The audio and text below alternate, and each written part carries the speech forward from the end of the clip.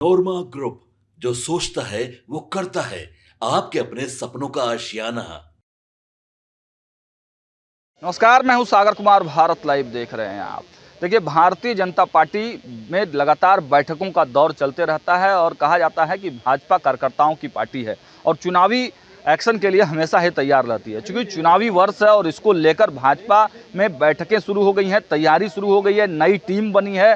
भाजपा के लगभग 41 जिलाध्यक्ष जो है वो नए बनाए गए हैं। हालांकि उसमें कई जो जिलाध्यक्ष हैं वो उनकी पुनरावृत्ति भी हुई है। हमारे साथ भागलपुर के नवनिर्वाचित जो जिलाध्यक्ष हैं संतोष कुमार, वो मौजूद हैं। पहले तो बहुत बहुत स्वागत है भारत लाइव। धन्यवाद आपको। संतोष जी, आप लोग लगातार बैठक कर रहे हैं, नई टीम एक तरह से गठित हुई है अभी, और 10 से 15 जिलाध्यक्ष और बनने हैं, मंडलों का चुनाव हुआ है। क्या पूरी तैयारी में दिख रहे हैं आप लोग? देखिए, भारतीय जनता पार्टी संगठन और योजनाओं पर ही जानी जाती है और हमारी तैयारी पूर्व से ही होती है और हम 365 दिन भारतीय जनता पार्टी संगठन और जनता के बीच काम करती है और चुनाव वर्ष होने के कारण भारतीय जनता पार्टी की पूरी तैयारी है। नए बूथ अध्यक्षों का, बूथ कमेटी का निर्माण हो गया है, पूरी नई टोली बन रही है, नए जिला अध्यक्षों का भी चयन हो गया है और पूरे उमंग उत्साह के साथ हम लोगों ने संगठन महापर्व भी मनाया है और आने वाले समय में जो लोकतंत्र का महापर्व होगा 2025, उसकी पूरी तैयारी चल रही है।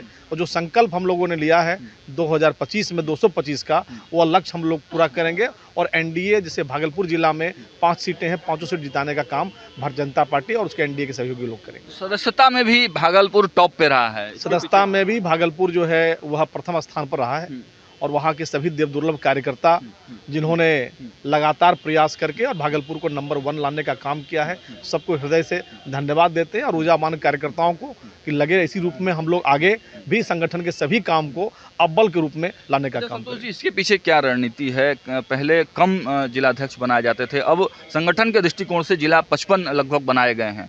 देखिए, है एक्चुअल क्या, जो बड़े जिले हैं भौगोलिक दृष्टि से, जनसंख्या की दृष्टि से तो काम होने में कहीं ना कहीं दिक्कत होती थी।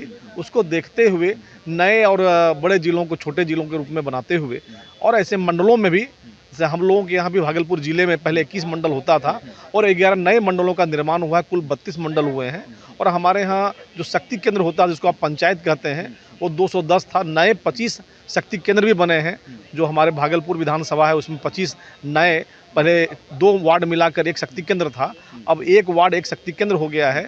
तो ऐसे सभी संगठन और कार्य की दृष्टि से योजना रचना बनाई जाती है। उसी दृष्टि से नए जिला के टीम का भी गठन हुआ है और नए मंडलों का भी गठन हुआ है। अंदर आप लोग बैठक में थे, बड़ी लंबी बैठक चली है, लगभग 2 घंटे ये बैठक चली है। अंदर में क्या कुछ दिशा निर्देश आप लोग को दिए गए? देखिए, दिशा निर्देश तो पूर्व से रहता ही है और पूरी योजना रचना बनी रहती है, संगठनिक कार्य चलता है।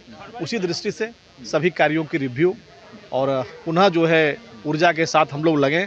और हम लोगों की नवनियुक्ति के बाद पहली बैठक प्रदेश कार्यालय में थी, तो प्रदेश अध्यक्ष जी, संगठन महामंत्री और क्षेत्रीय संगठन मंत्री, सभी लोगों का और विशेष कुछ नहीं रहता है। अपने बैठक का तो सिलसिला चलता ही रहता है।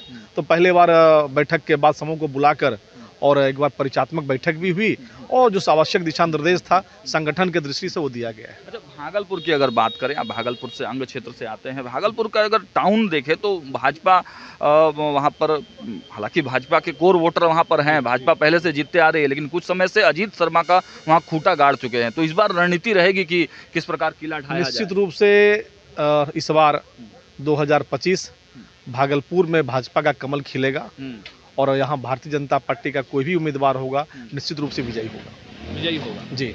चलिए, तो देखिए, हमारे साथ संतोष जी थे, भाजपा के कद्दावर नेता हैं, जिलाध्यक्ष दोबारा चुनकर आए हैं, इनको शुभकामनाएं हैं। लेकिन देखिए, अब भाजपा किस प्रकार रणनीति तैयार कर रही है आने वाले समय में, भागलपुर और अंग का जो क्षेत्र है, मिथिलांचल का जो क्षेत्र है, वहाँ पर भाजपा की क्या कुछ रणनीति होती है। हमारी नजरें हर खबर पर है। देखते रहिए भारत लाइव। बहुत बहुत धन्यवाद। आपके सपनों को हमने सजाया है, ई होम्स पैनोरमा को हमने बनाया है। ई होम्स मेरा एक सपना था जिस पे मैं पिछले 4 साल से काम कर रहा था। हमने जो बनाया है वो सबने है माना। ई होम्स पैनोरमा में हो आपका भी आशियाना।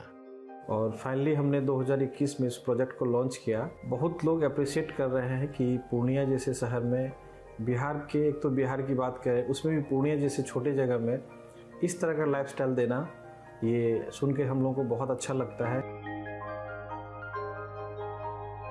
ई होम्स में हमने कुछ और भी किया है, जैसे हम जिस जगह में रह रहे हैं हमारे फैमिली सिक्योर हो, उनको सिक्योरिटी का ध्यान में रखा है। आपकी सुविधा और सुरक्षा आपके लिए खास है, ये आपका विश्वास है। इसमें आर्टिफिशियल इंटेलिजेंस का 7 लेयर सिक्योरिटी का हमने इस्तेमाल किया है। लस ग्रीन कैंपस को बनाया है, यदि हमारा बाउंड्री वाल है तो वो वर्टिकल गार्डन है।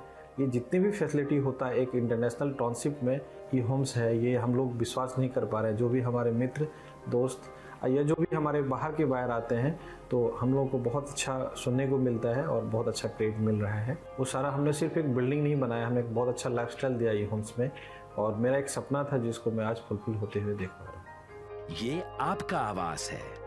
ई होम्स पैनोरामा में अब आपका निवास है। E homes Panorama, luxurious lifestyle redefined. Panorama group, जो सोचता है वो करता है।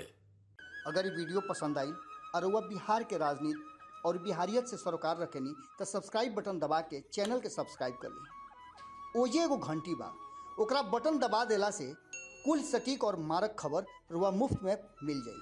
अगर रुआ पत्रकारिता के हमनी के नया प्रयोग में सहयोग कर चाहतानी तो ज्वाइन बटन दबा दी।